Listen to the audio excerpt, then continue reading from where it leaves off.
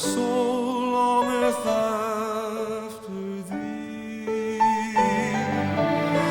You alone are my heart's desire, and I long to worship thee. You alone are my strength, my shield. To you alone may my spirit yield. You alone are my heart's desire, and I long to worship thee.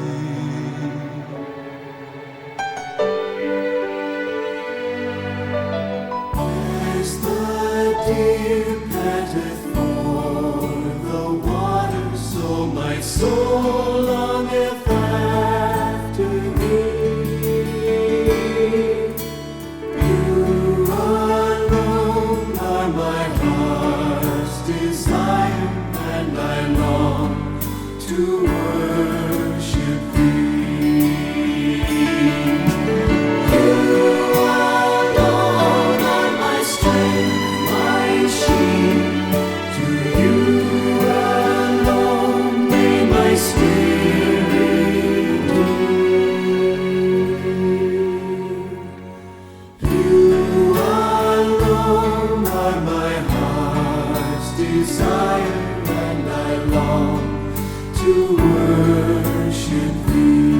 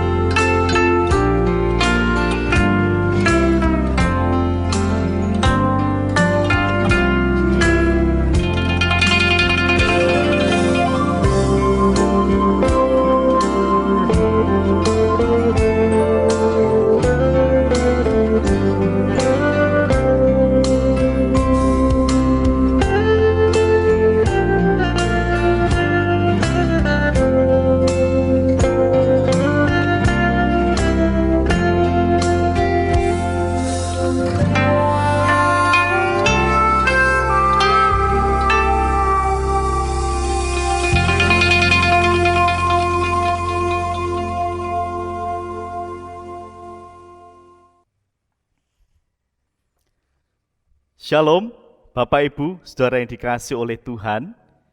Bagaimana kabarnya? 1 minggu ini sudah kita lewati.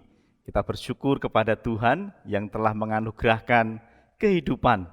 Tuhan sudah menyertai kita, membimbing kita, menjaga serta melindungi. Kita bersyukur karena pemeliharaan Tuhan yang sempurna atas hidup kita. Oleh sebab itu, biarlah pada saat ini kita boleh membawa syukur kita kepada Tuhan melalui pujian, penyembahan, dan persembahan di dalam ibadah pagi ini. Oleh sebab itu, saya mengundang jemaat untuk berdiri. Mari kita bersama menenangkan hati dan pikiran sejenak di dalam saat teduh.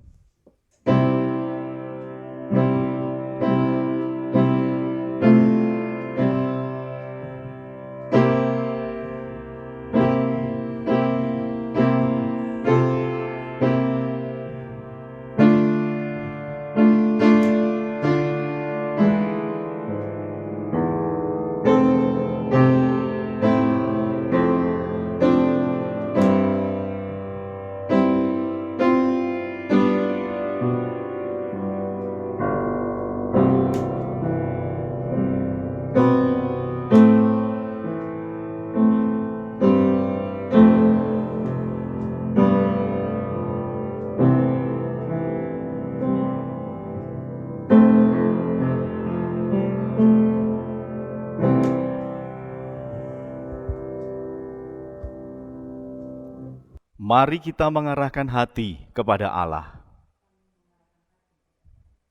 Mari kita datang menyembah Tuhan.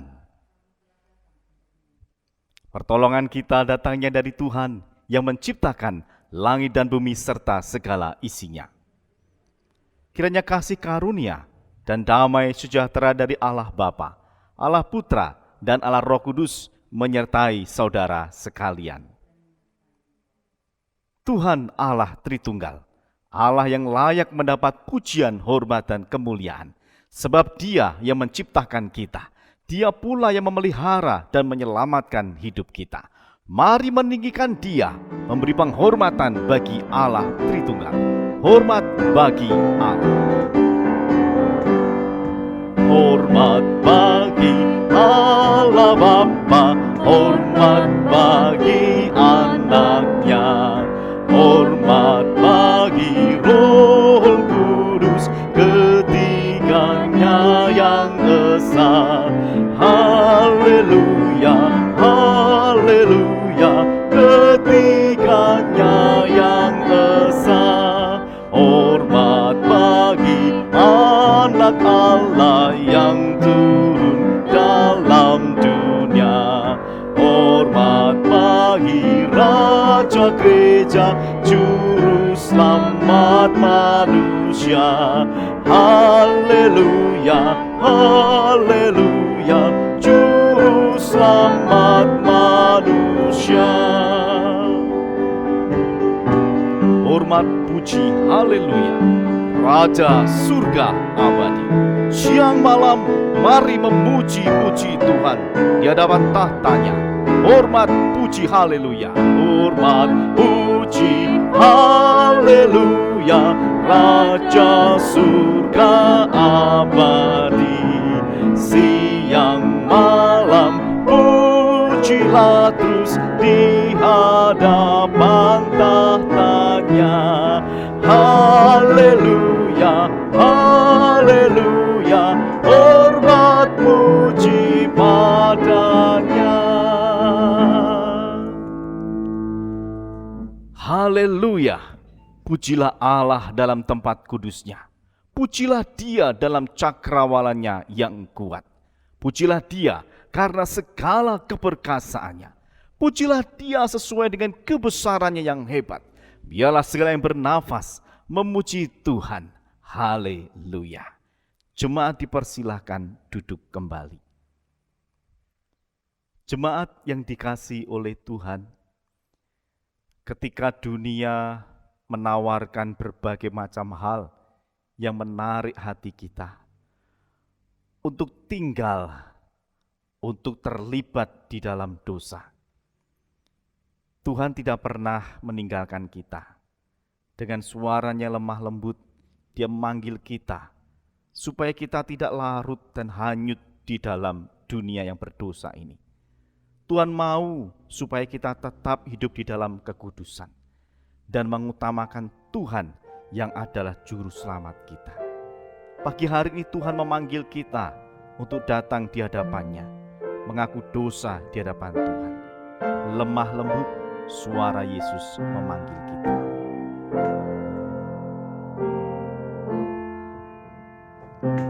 Lemah lembut suara Yesus memanggilku dan engkau. Tengoklah Tuhan di surga menantiku dan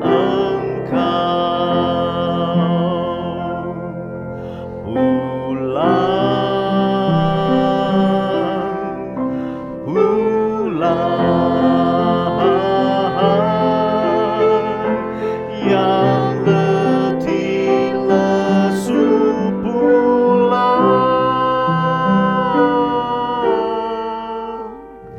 dengan kasih-Nya Tuhanmu memanggil mai yang berdosa pulang.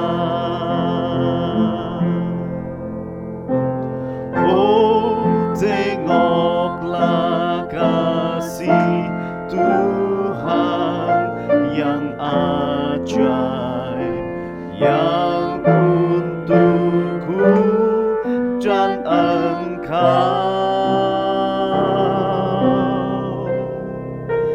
Meski ku berdosa, Tuhan ampuniku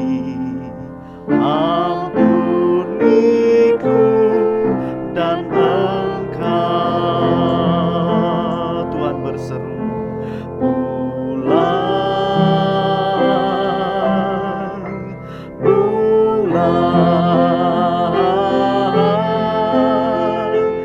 yang letih lesu pulang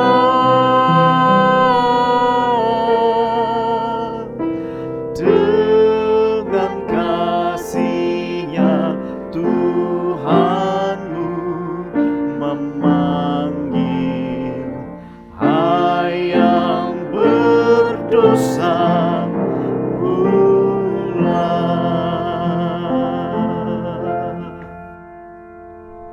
Tuhan, sekalipun lirih kami mendengar suara-Mu memanggil kami tetap mendengarnya dengan jelas dan kami meresponinya pagi hari ini datang kepada Tuhan. Kami sadar ya Tuhan bahwa dunia telah membutakan mata kami. Tawaran-tawaran menarik dunia telah menutup telinga kami dari Tuhan. Sehingga kami terlibat jauh di dalam kesenangan-kesenangan duniawi kami. Kami semakin jatuh di dalam dosa. Kami semakin jauh dari Tuhan. Bapa yang baik, Bapa yang penuh dengan belas kasihan, kami datang pada saat ini memohon belas kasihan dari Tuhan untuk mengampuni kami dari pelanggaran yang telah kami perbuat, membebaskan kami dari hukuman yang menimpa kami. Tuhan, dengarkanlah kami, dan Tuhan berbelas kasihanlah kepada kami. Kiranya Tuhan menganugerahkan kepada kami pengampunan dosa. Dan biarlah kami boleh hidup untuk menyenangkan hati Tuhan, melakukan apa yang menjadi kehendak Tuhan. Sehingga sekalipun dunia menawarkan segala macam kebaikan-kebaikan duniawi, kami tetap memilih untuk mengikut Tuhan, mengiring Tuhan sampai selama-lamanya. Terima kasih untuk pengampunan yang Tuhan sudah anugerahkan kepada kami. Kami bersyukur di dalam nama Tuhan kami Yesus Kristus. Amin.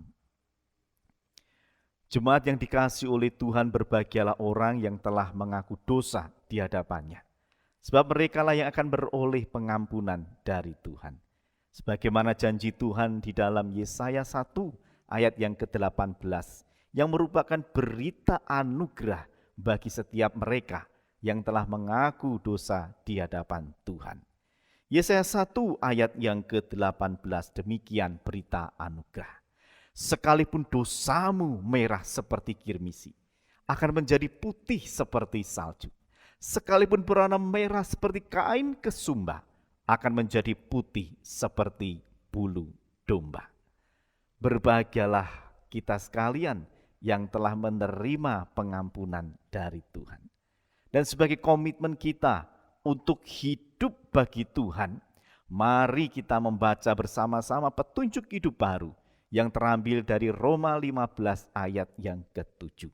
Saya undang jemaat untuk berdiri, mari bersama-sama kita membacakan petunjuk hidup baru. Oleh karena Kristus telah menerima kamu sebagai umat-Nya, jadi kamu juga harus saling menerima saudara seimanmu untuk kemuliaan Allah. Jemaat dipersilahkan duduk kembali. Jika kita sudah dipanggil oleh Tuhan menjadi keluarga Allah, maka kita pun menyambut satu dengan yang lainnya dengan penuh sukacita demi kemuliaan Allah. Saya dan Bapak Ibu Saudara dan segenap orang percaya dimanapun berada adalah satu di dalam keluarga Allah. Mari kita menyenangkan Tuhan melalui hidup kita di dalam keluarga Allah. Mohon Tuhan datang, keluarga senang, jadi kepalanya keluarga senang. Bila Tuhan datang, kasih-Nya berlimpah, berikan bahagia keluarga senang. Mohon Tuhan ajar keluarga senang, hibur dan beri semangat keluarga senang. Senantiasa sentosa, selalu ingat anugerah, segera keluarga maju, keluarga senang. Biarlah kita di dalam keluarga Allah selalu mengalami sukacita, kegembiraan di dalam Tuhan. Jemaat, saya undang untuk berdiri. Mari kita bersama dengan umat Tuhan di sepanjang segala abad dan tempat. Kembali kita mengikrarkan pengakuan iman kita seturut dengan pengakuan iman rasuli. Biarlah setiap orang yang percaya mengaku demikian. Aku percaya kepada Allah, Bapa yang Maha Kuasa, Khalik langit dan bumi. Aku percaya kepada Yesus Kristus, Anak-Nya yang tunggal Tuhan kita, yang dikandung dari Roh Kudus, lahir dari anak darah Maria, yang menderita sengsara di bawah pemerintahan Pontius Pilatus, disalibkan, mati dan dikuburkan, turun ke dalam kerajaan maut. Pada hari yang ketiga bangkit pula dari antara orang mati, naik ke surga, duduk di sebelah kanan Allah Bapa yang Maha Kuasa. Dan dari sana Ia akan datang untuk menghakimi orang yang hidup dan yang mati.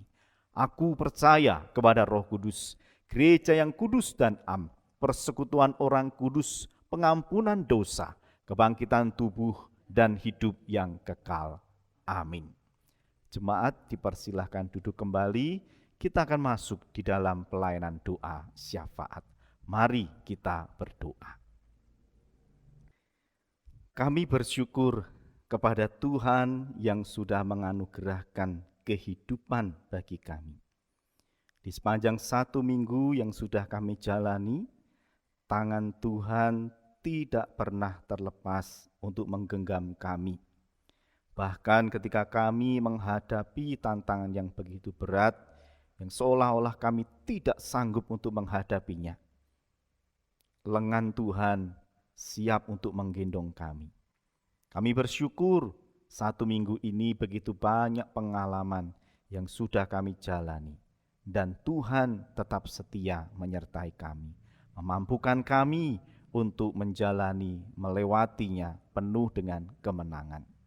Bapa yang baik, kami mau persembahkan hidup kami 1 minggu yang akan datang kepada Tuhan. Biarlah kami senantiasa menyenangkan hati Tuhan. Hidup kami selalu menjadi berkat bagi orang lain. Karena dengan demikianlah maka hidup kami seutuhnya menjadi persembahan yang hidup, yang kudus, dan yang berkenan di hadapan Tuhan. Oleh sebab itu kami memohon supaya Tuhan memberi kepada kami kemampuan agar kami dapat hidup sesuai dengan kehendak Tuhan. Kiranya di dalam setiap persoalan yang kami hadapi, kami tetap mau ingat Tuhan dan menyandarkan hidup kami sepenuhnya kepada Tuhan.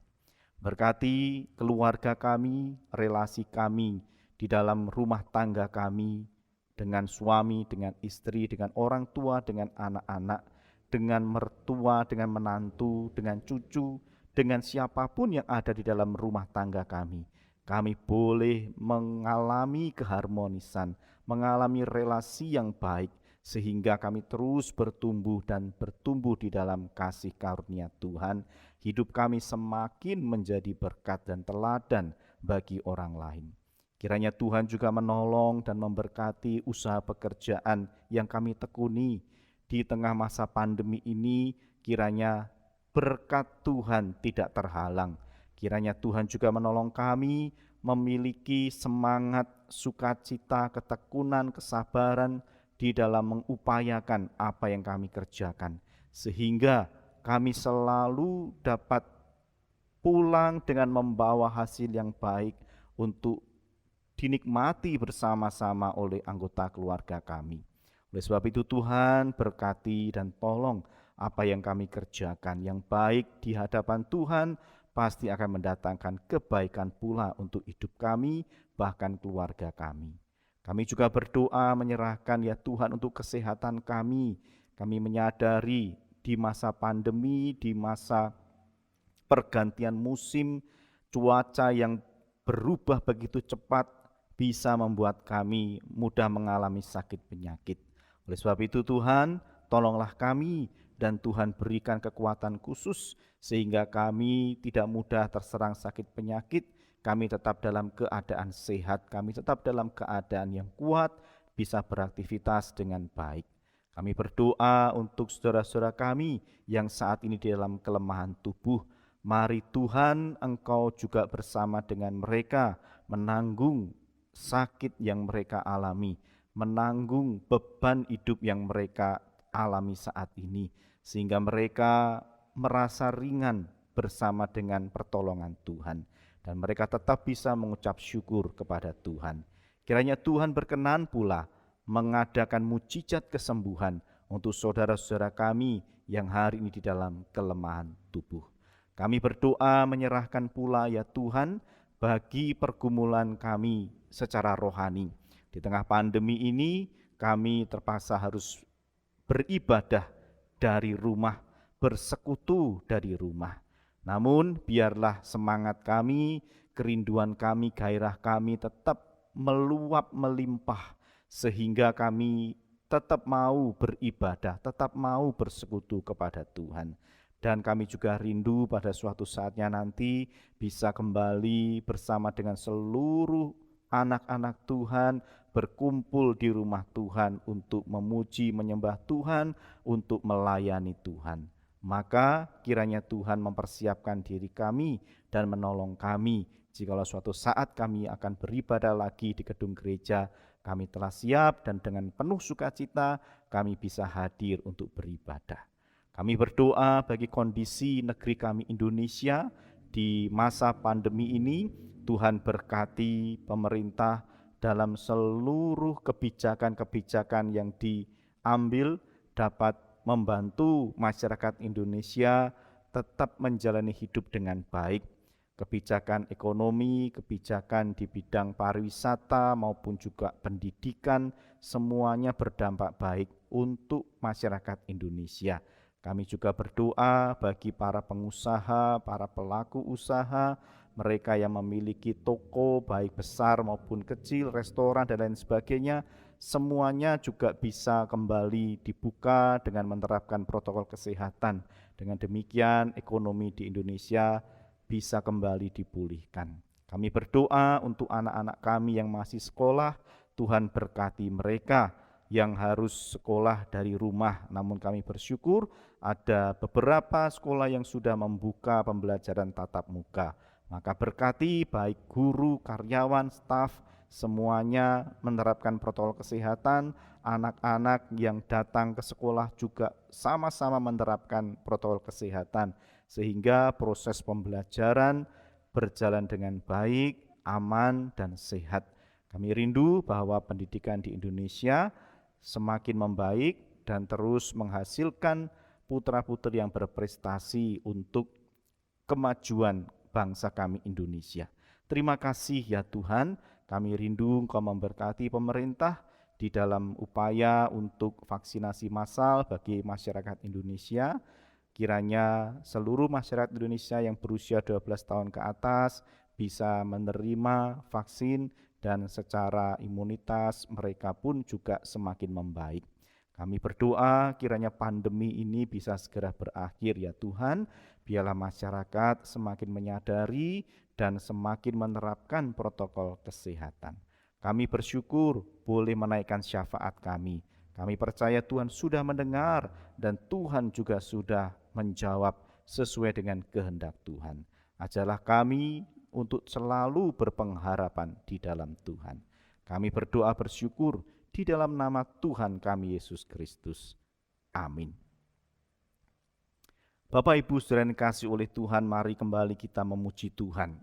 Sebagai keluarga Allah, kita bersama-sama untuk mengasihi Tuhan, mengasihi sesama, melayani Tuhan dan melayani sesama. Pujian ini mengantar kita untuk mempersiapkan diri kita masuk di dalam pemberitaan firman Tuhan. Kami datang di hadirat-Mu dalam satu kasih dengan bersehati, berjanji setia sampai akhir, mengasihi-Mu Yesus. Bersama keluargaku melayani Tuhan, bersatu selamanya mengasihi Engkau.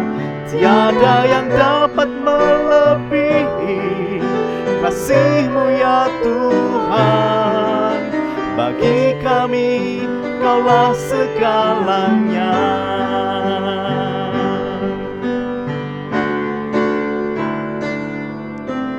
Kami datang di hadirat-Mu dalam satu kasih dengan bersehati, berjanji setia sampai akhir, melayani-Mu Tuhan.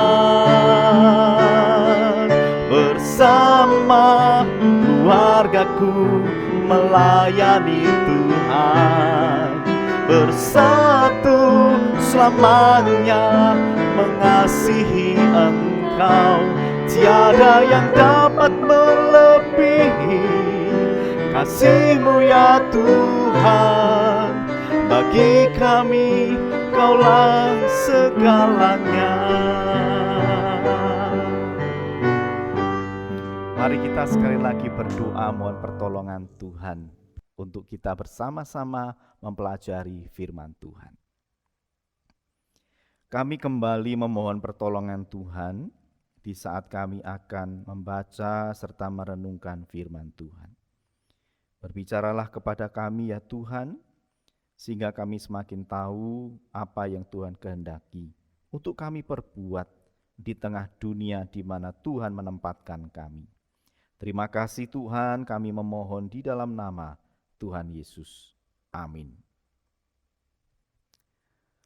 Bapak Ibu yang dikasihi oleh Tuhan, mari kita bersama-sama membaca bagian firman Tuhan yang akan menjadi landasan perenungan kita pada pagi hari ini dengan tema Kita Keluarga Allah. Mari kita membaca surat Efesus pasal yang kedua, ayat 11 hingga ayat yang ke-22. Efesus pasal yang kedua, ayat 11 hingga ayat yang ke-22. Saya akan membacakan untuk Bapak Ibu Saudara. Efesus pasal 2 ayat 11 hingga 22.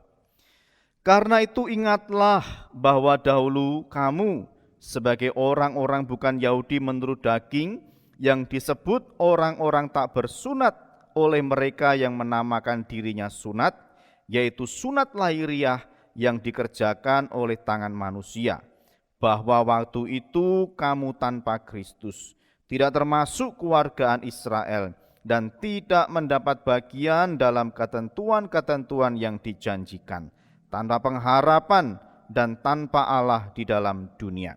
Tetapi sekarang di dalam Kristus Yesus kamu yang dahulu jauh sudah menjadi dekat oleh darah Kristus, karena dialah damai sejahtera kita yang telah mempersatukan kedua pihak dan yang telah merubuhkan tembok pemisah, yaitu perseteruan.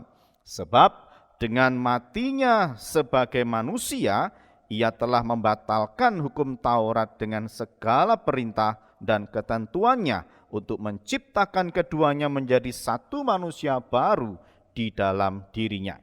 Dan dengan itu mengadakan damai sejahtera, dan untuk memperdamaikan keduanya di dalam satu tubuh dengan Allah oleh salib, dengan melenyapkan perseteruan pada salib itu. Ia datang dan memberitakan damai sejahtera kepada kamu yang jauh, dan damai sejahtera kepada mereka yang dekat. Karena oleh Dia kita kedua pihak dalam satu roh beroleh jalan masuk kepada Bapa. Demikianlah kamu bukan lagi orang asing dan pendatang, melainkan kawan sewarga dari orang-orang kudus dan anggota-anggota keluarga Allah, yang dibangun di atas dasar para rasul dan para nabi, dengan Kristus Yesus sebagai batu penjuru. Di dalam Dia tumbuh seluruh bangunan rapi tersusun menjadi bait Allah yang kudus di dalam Tuhan. Di dalam Dia kamu juga turut dibangunkan menjadi tempat kediaman Allah di dalam Roh. Nah, Bapak Ibu, saudaraku yang dikasihi oleh Tuhan, kita adalah keluarga, itu tema yang akan kita bahas. Saudara, keluarga adalah sekelompok, baik itu dua atau lebih orang yang saling terhubung. Dan biasanya hubungan yang terjalin itu bisa secara biologis karena hubungan darah, atau melalui pernikahan, suami dan istri bersatu akhirnya menjadi keluarga, atau bisa juga melalui adopsi. Ya, ada anak kemudian diadopsi oleh sebuah keluarga, maka anak itu tergabung di dalam keluarga yang mengadopsinya. Atau bisa juga berdasarkan sebuah pilihan, di mana satu orang kemudian mengikatkan janji dengan orang lain, ya, karena ada ikatan emosional, kemudian mereka berkomitmen untuk hidup sebagai satu keluarga. Bisa dibilang, oh ini saudara angkat atau ini adalah orang tua angkat dan lain sebagainya. Nah saudara, demikian pula dengan keluarga Allah atau orang-orang percaya, orang Kristen. Keluarga Allah adalah pribadi-pribadi yang dipersatukan di dalam darah Kristus. Sejak mereka percaya dan kemudian menerima Tuhan Yesus sebagai Tuhan dan Juru Selamat pribadinya, maka mereka memperoleh status yang baru, yaitu sebagai anggota keluarga Allah. Saudara, Rasul Paulus menjelaskan bahwa pada awalnya yang disebut sebagai keluarga Allah adalah mereka orang-orang yang memiliki hubungan darah dengan Abraham. Artinya mereka keturunan dari Abraham. Bisa dibilang ya hanya untuk orang-orang Israel saja, untuk orang-orang Yahudi saja, mereka yang bisa memperoleh keselamatan dan disebut sebagai keluarga Allah, umat perjanjiannya Allah. Namun saudara, ternyata keselamatan itu tidak eksklusif untuk orang-orang Israel saja. Dan Tuhan telah membuka jalan keselamatan itu kepada semua suku bangsa. Bahkan semua umat manusia itu punya kesempatan untuk memperoleh keselamatan yang diberikan oleh Tuhan. Dan itulah yang dijelaskan oleh Rasul Paulus di dalam surat Efesus. Saudara, di dalam suratnya kepada jemaat di Efesus, Rasul Paulus ini mengingatkan kepada jemaat di Efesus tentang identitas mereka. Sebenarnya mereka bukanlah orang Yahudi yang semula mereka adalah orang yang hidup tanpa pengharapan. Dan mereka tanpa Allah karena tidak mau percaya kepada Allah. Sehingga mereka sangat jauh dari yang namanya keselamatan. Itu adalah kumpulan orang-orang percaya yang ada di kota Efesus. Karena jemaat di kota Efesus ini sebagian besar adalah orang-orang bukan keturunan Yahudi. Mereka punya latar belakang bermacam-macam. Nah, sebagian besar adalah orang-orang Yunani yang sangat kental dengan penyembahan berhala. Pada waktu itu yang disembah adalah Dewi Artemis. Nah saudara, keberadaan orang-orang Yahudi Kristen yang masih menekankan konsep keselamatan hanya karena keturunan darah dari Abraham atau keturunan secara biologis dari Abraham, itu menimbulkan persoalan. Kalau orang-orang Yahudi mengatakan hanya kami yang punya keturunan secara biologis dari Abraham saja yang memperoleh keselamatan. Kemudian memandang rendah mereka yang bukan keturunan dari Abraham. Sehingga orang-orang yang dianggap bukan keturunan Abraham ini akan dihukum dan tidak layak untuk memperoleh keselamatan. Maka dikatakan mereka jauh dari keselamatan. Kami orang-orang yang dekat dengan keselamatan karena kami percaya kepada Tuhan, kami dekat dengan Tuhan. Nah saudara, pola pikir seperti inilah yang kemudian membawa satu jurang pemisahan. Ada satu perselisihan di dalam tubuh jemaat karena merasa bahwa saya lebih layak dan kamu tidak layak memperoleh keselamatan. Sekalipun sudah percaya kepada Tuhan Yesus, Bapak Ibu Saudara, ternyata pola pikir lama, tradisi lama itu bisa membuat orang mengalami perselisihan, mengalami perpecahan. Dan inilah pola pikir yang masih ada di antara jemaat Kristen Yahudi yang ada di kota Efesus. Saudara dikasihi oleh Tuhan, maka melalui suratnya ini Rasul Paulus mengingatkan bahwa jika mereka itu sebenarnya sudah menerima Yesus Kristus, maka mereka juga mendapat bagian sebagai ahli waris kerajaan surga atau memperoleh keselamatan. Mereka bukan lagi orang asing, bukan lagi orang yang jauh dari keselamatan. Mereka telah menjadi dekat dan memperoleh bagian di dalam keselamatan. Karena mereka adalah satu keluarga di dalam Kristus yang disebut sebagai keluarga Allah. Memang mereka semula dipandang jauh karena tidak mengenal Tuhan. Mereka dipandang jauh dari keselamatan karena tidak mungkin orang yang jauh dari Tuhan bisa memperoleh keselamatan. Tetapi Paulus menjelaskan bahwa Kristus telah mempersatukan semua orang percaya yang percaya kepada Tuhan Yesus. Baik mereka yang semula dipandang jauh dan mereka yang sudah dekat dengan Tuhan, yaitu orang-orang Yahudi sendiri. atau keturunan dari Abraham. Saudara, kedua belah pihak ini yang dulunya jauh telah dipersatukan dan lebih dekat lagi dengan Tuhan. Maka secara tidak langsung di dalam konsep inilah semua orang yang percaya kepada Tuhan di hadapan Tuhan itu sama-sama dekat. Bukan lagi orang asing, bukan lagi orang yang jauh dari Tuhan, yang jauh dari keselamatan. Karena mereka sudah dijadikan satu di dalam keluarga Allah. Saudara, apa yang Rasul Paulus sampaikan ini menjelaskan kepada kita, paling tidak ada 3 hal penting yang bisa kita dapatkan. Yang pertama, Allah itu berinisiatif untuk mempersatukan segala suku bangsa menjadi satu keluarga. Kesatuan keluarga Allah itu bisa terjadi di dalam dan melalui Kristus Yesus. Maka karena pengorbanan Kristus di kayu salib memungkinkan bahwa orang yang jauh, orang yang dekat itu bisa dekat dengan keselamatan dan bisa memperoleh keselamatan. Allah telah meruntuhkan tembok-tembok pemisah dan membangun jembatan bagi jurang-jurang pemisah itu sehingga orang bisa mendekat kepada Tuhan. Mereka yang percaya kepada Yesus akan mendekat dan semakin dekat dengan Tuhan dan mengalami keselamatan yang daripada Tuhan. Kalau Paulus menyinggung mengenai sunat lahiriah, bangsa Yahudi itu selalu mengagung-agungkan bahwa mereka itu punya perjanjian dengan Tuhan. Perjanjiannya apa? Ya sunat secara lahiriah itu. Maka ada orang-orang yang bukan Yahudi yang kepingin masuk ke Yahudi, maka harus disunat secara lahiriah terlebih dahulu. Tapi ternyata Paulus tidak menekankan mengenai sunat secara lahiriah. Justru sunat rohani.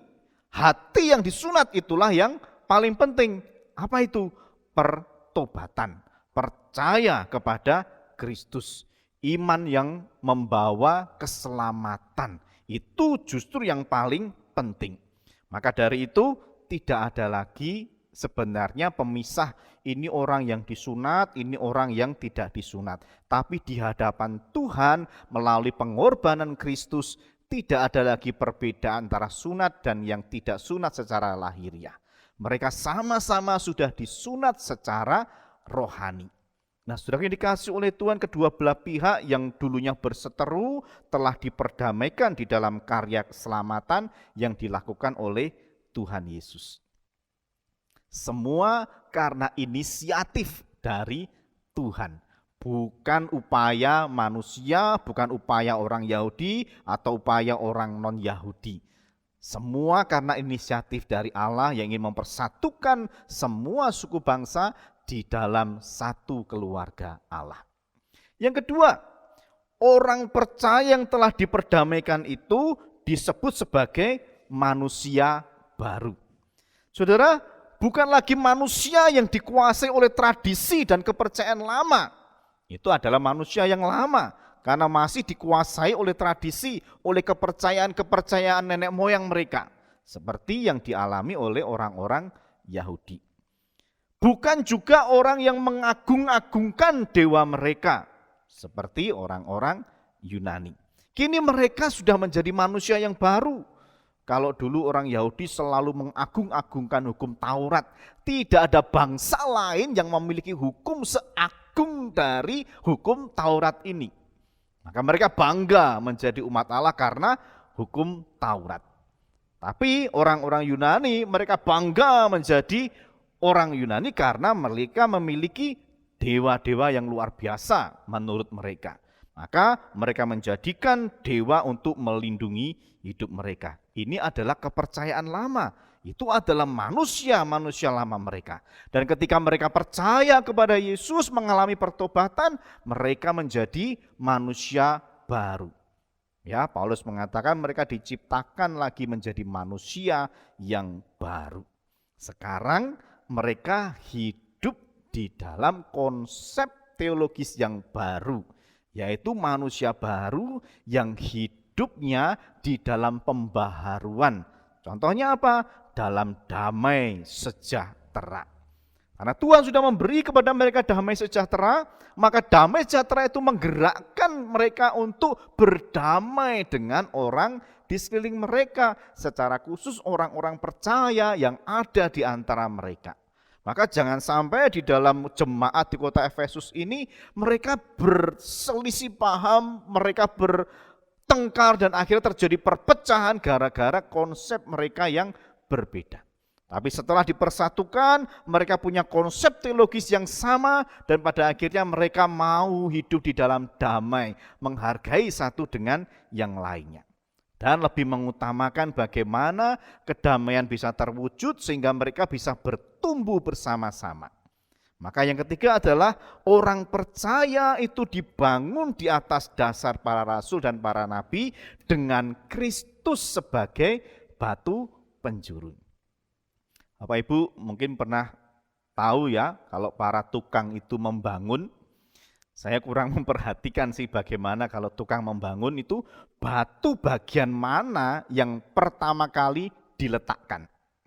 Tapi saya beberapa kali memimpin di dalam upacara peletakan batu pertama pembangunan rumah jemaat, selalu bawa batunya itu di sudut, di paling pojok.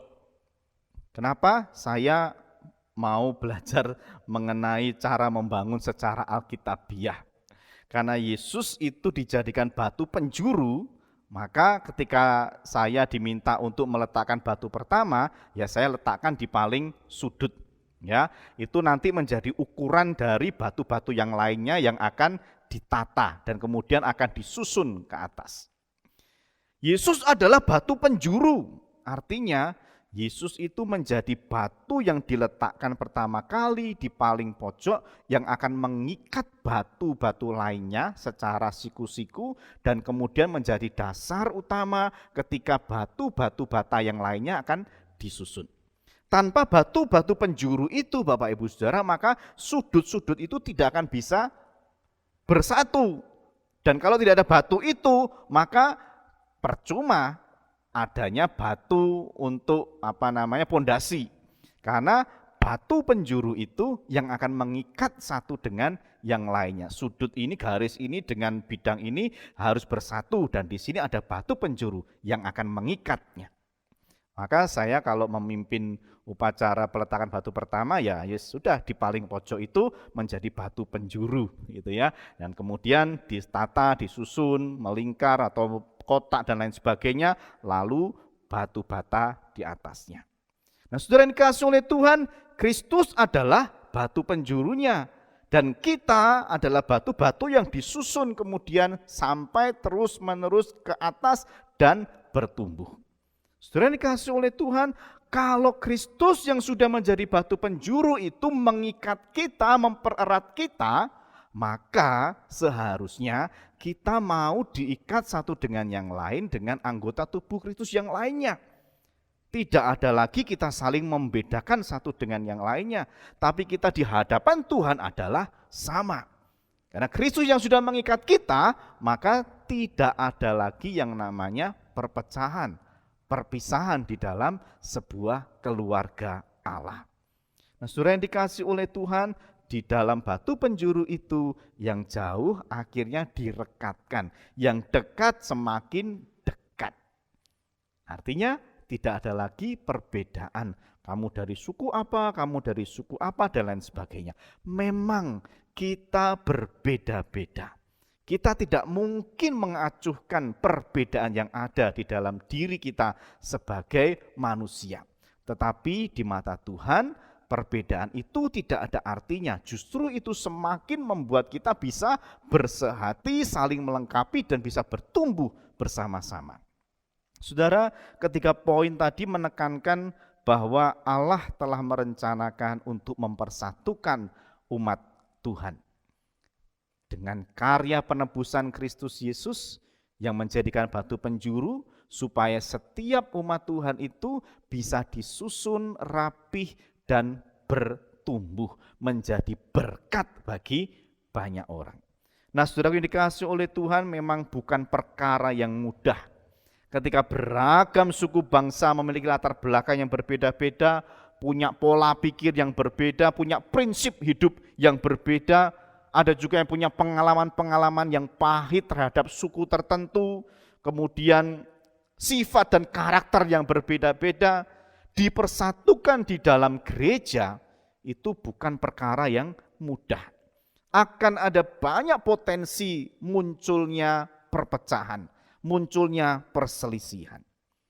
Saudara, jangankan dalam gereja, dalam satu rumah saja kita sering mengalami kesulitan untuk bersatu. Ya, ada perbedaan prinsip hidup. Oh, aku kalau tidur harus begini. Oh, enggak bisa. Aku kalau tidur harus begini, gitu ya. Aku kalau makan itu harus pakai kerupuk, enggak bisa.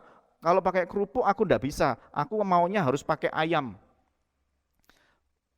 Makan pakai ayam ya enggak bisa. Makan ya harus pakai sendok garpu gitu ya, atau pakai tangan bisa. Makan pakai ayam ya dimakan ayamnya. Saudara dikasih oleh Tuhan, banyak perbedaan-perbedaan.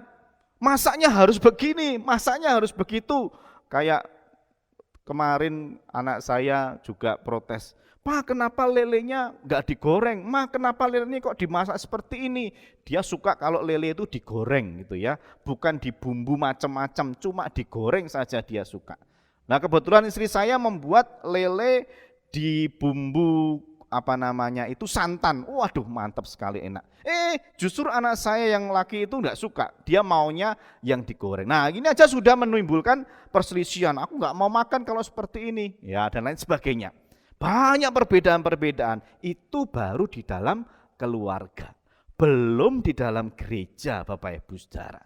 Dan kita tahu gereja bukan hanya GKT 2 saja, banyak gereja, dan kalau itu kita dipersatukan di dalam tubuh Kristus, wow, bisa terjadi perselisihan kalau kita hanya mengutamakan perbedaan-perbedaan.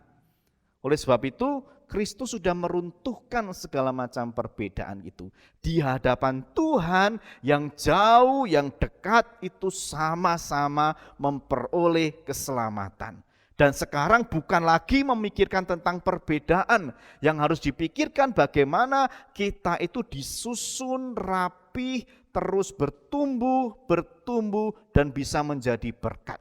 Dan pada saatnya nanti kita diutus untuk membawa orang-orang yang jauh itu menjadi semakin dekat dan mau percaya kepada Tuhan Yesus.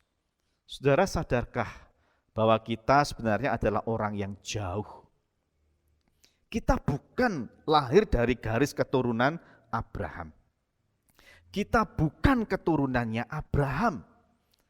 Tetapi secara rohani kita adalah keturunan Abraham melalui karya penebusan Yesus Kristus. Kita yang dulu jauh sekarang sudah menjadi dekat dengan Tuhan. Kita dekat dengan keselamatan, bahkan kita mengalami keselamatan itu yang berasal dari Tuhan. Saudara, ini suatu kehormatan, bukankah ini suatu kebanggaan kalau kita yang dahulunya musuh Allah, kita diperdamaikan dan sekarang menjadi orang yang dekat dengan Allah, bahkan disebut sebagai keluarga Allah. Oleh sebab itu mari kita menggunakan status baru kita ini, saudara, untuk hidup dengan benar di dalam keluarga Allah. Bersama-sama memikirkan bagaimana kita membangun tubuh Kristus ini menjadi bangunan yang menjadi berkat bagi banyak orang, yang menjangkau banyak orang juga mau percaya kepada Tuhan Yesus. Saudara, kita adalah keluarga Allah. Sekalipun kita berbeda-beda, tetapi bukan alasan bagi kita untuk tidak bersatu di dalam keluarga Allah. Karena Kristus sudah mempersatukan kita di dalam karya penebusannya. Dan Kristus mau supaya setiap orang yang tergabung dalam keluarga Allah itu menyadari tugasnya masing-masing. Bekerja sesuai dengan talenta masing-masing untuk membawa pertumbuhan di dalam keluarga Allah. Nah, Bapak Ibu yang dikasihi oleh Tuhan, jikalau kita sekarang adalah keluarga Allah, mari kita memikirkan, kira-kira saya punya peran di mana di dalam keluarga Allah ini. Kira-kira apa yang harus saya lakukan supaya keluarga saya, keluarga Allah ini dapat bertumbuh, dapat berkembang, semua merasakan pertumbuhan yang baik, semua merasakan damai sejahtera yang baik dari Tuhan.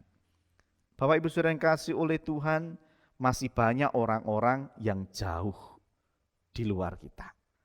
Ini juga menjadi tugas kita yang harus kita pikirkan supaya orang-orang yang jauh itu kita bawa mendekat kepada Tuhan dan menerima keselamatan yang dari Tuhan.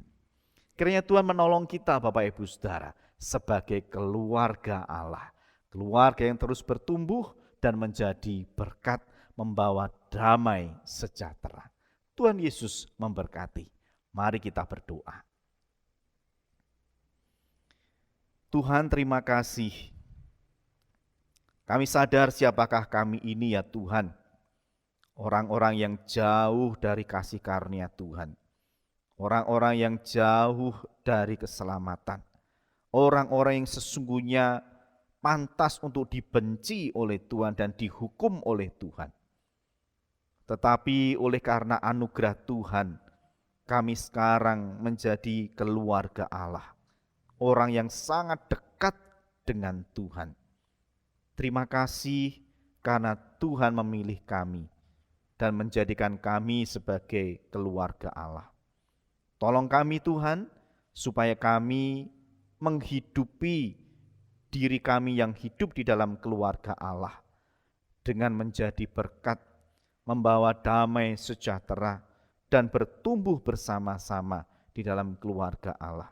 Sekalipun kami memiliki banyak perbedaan, tetapi kami boleh mengesampingkan semuanya itu untuk kami bersehati, bertumbuh bersama-sama, dan menggunakan perbedaan-perbedaan yang ada itu sebagai kekuatan kami untuk semakin membawa Injil Tuhan menyebar luas dimanapun berada.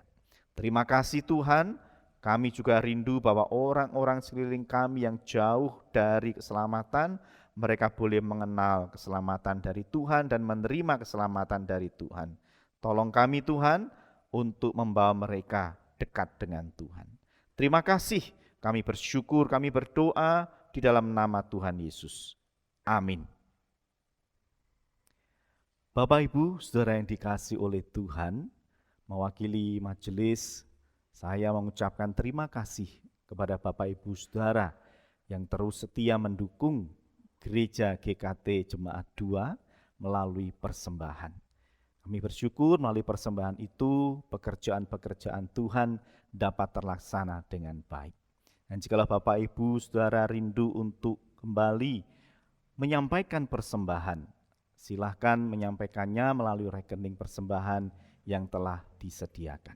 Kiranya Tuhan Yesus memberkati usaha pekerjaan Bapak Ibu Saudara sekalian. Mari kita mengakhiri ibadah pada pagi hari ini. Saya mengundang jemaat untuk berdiri. Kita naikkan segala pujian, hormat, serta kemuliaan bagi Allah Tritunggal. Puji Allah, Bapa Putra, puji Allah Roh Kudus, ketikanya yang esa, pohon selamat, sumber berkat.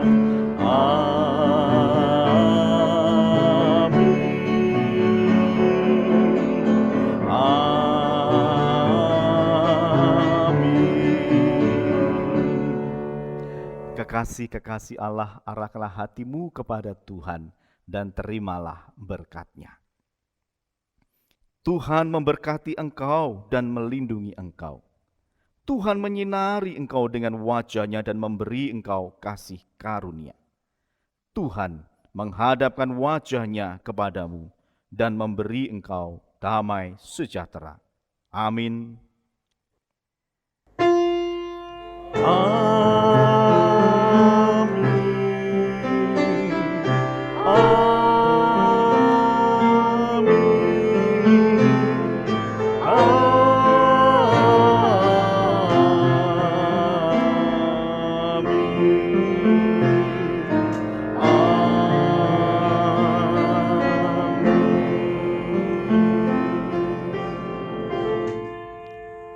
kebaktian selesai, jemaat dipersilahkan duduk kembali. Selamat hari Minggu, sampai jumpa minggu depan, dan Tuhan Yesus memberkati.